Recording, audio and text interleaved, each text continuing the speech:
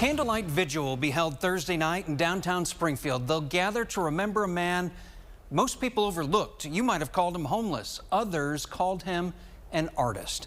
A gunman shot and killed Anthony Chambers last Friday night. KY3's Connor Trett shows us the reasons local businesses are remembering and honoring him. Connor. Now, local businesses and community members alike are coming together here in downtown Springfield to remember the homeless man who was shot and killed Friday night, who many remember as a friendly and familiar face. The corner of South and Walnut, now a makeshift memorial. This is the area where 48-year-old Anthony Chambers was shot and killed Friday night.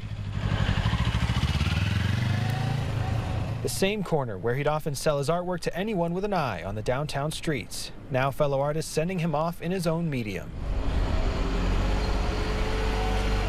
Chambers was homeless and a familiar face in downtown Springfield. He was a frequent visitor of the Park Central Branch Library. He would come in, big space.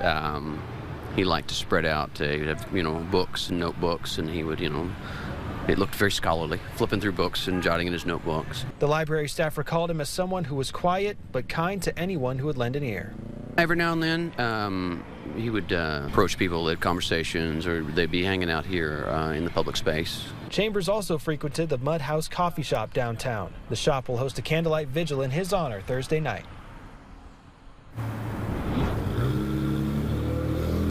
The Greene County prosecutor charged 22-year-old Caden Burks with second-degree murder in connection to the shooting. Now, Burks was in court earlier this morning and pleaded not guilty to the charge. He's expected to be back in court next month.